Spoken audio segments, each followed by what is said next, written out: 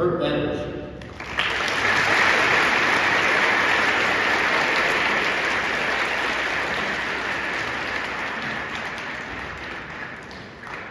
Good morning, Wilson School. Roll Tide. So for me, Veterans Day is kind of a day of celebration. You know, there's two military holidays, Veterans Day and Memorial Day. And Memorial Day in May is the day we honor the sacrifice of men and women who didn't come back. But Veterans Day is for us that did come back. When you raise your right hand to serve, you don't know what you're going to go into. The act of volunteering and serving puts you in a position that you can go into harm's way.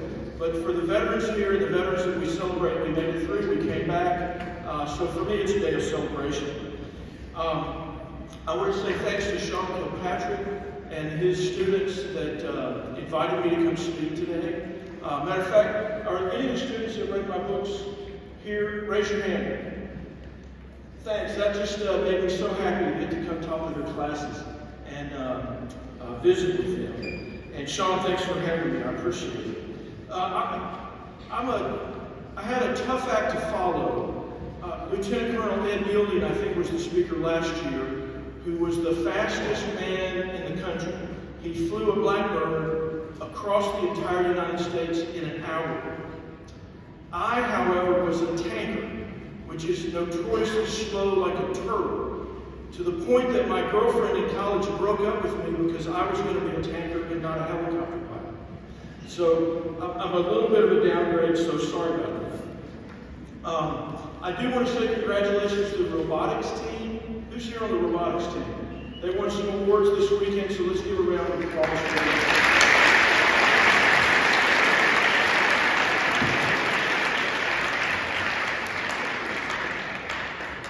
You'll hear as I talk more, that's the future, guys. It's the future of the military, it's the future of our country. Those high-tech skills that you're learning here are really important. My claim to fame and reason I'm standing up here is that I wrote 2 novels. And if there's a takeaway from that, what I did was not watch television for 4 years while I wrote those books. The amazing thing about letting your mind get away from the media and be creative is something that I encourage all of you young people to do. I did it later in life. As I'm going back to school now, I'm a student like you. It's fun to be a lifetime learner, and I would encourage you to do that. As I transitioned to this world from retirement, I retired from the working world in April of this year. It's been really interesting to retool myself and know that throughout your whole life, you do have the opportunity to retool yourself. There's a couple of people I've talked to already that are retired military or have come out of active duty that have done that and retooled. I want to talk a little bit about the ground we're on. So in 1916, Wilson School was founded. And if we look back in the past, that meant that, now they didn't really have Veterans Day there at that time, but they did honor their veterans, and I'm sure there were ways to do it. The Civil War veterans would be alive at that point. So it's interesting to think about the continuity that 70 and 80-year-old Civil War veterans might have been on this ground, coming and dropping their grandkids off, seeing them at school programs just like we do now. In 1916, that was 2 years before World War II. That meant that probably Wilson High School or Wilson School graduates or students went and fought World War II. And we have this middle picture of the guys in the trenches, the infantrymen, the artillery, the mud, the grime, the blood. What those guys went through was kind of really serious.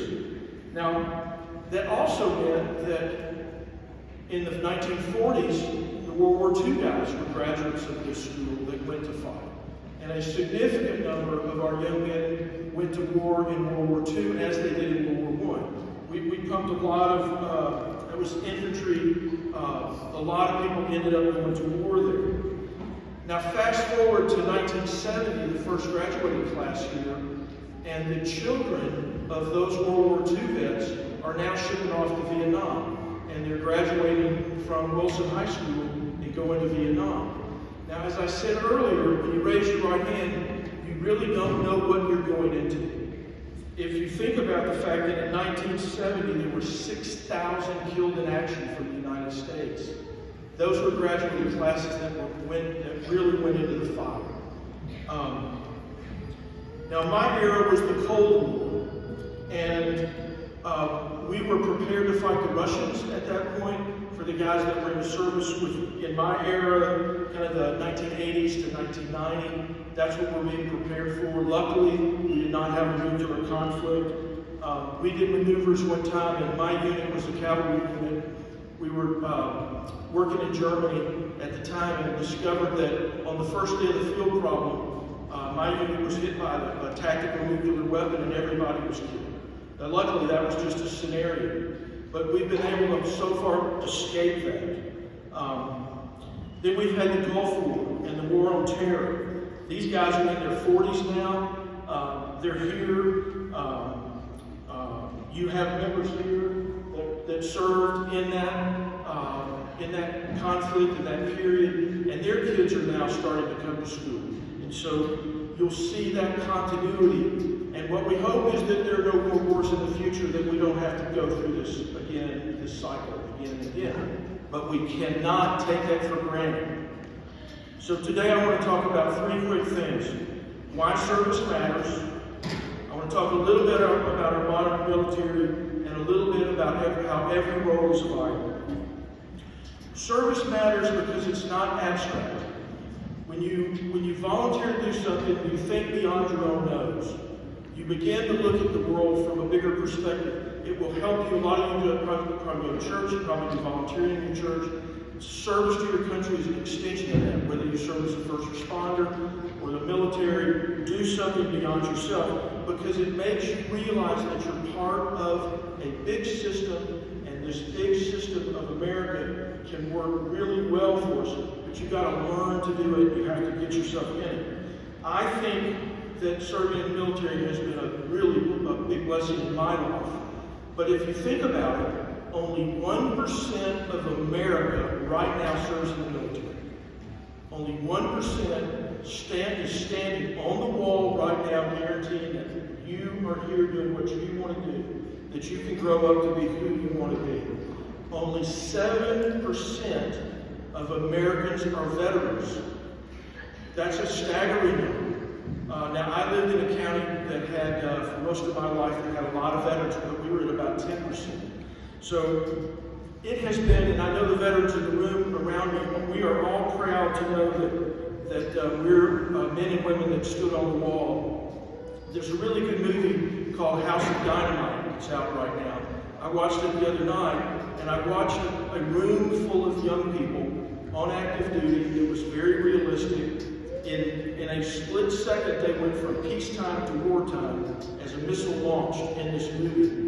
And they had to make decisions that were life and death for the United States, because they were, number one, they raised their hand to serve. Number two, they were in it. Number three, they were trained and ready to go and were able to make those split-second decisions.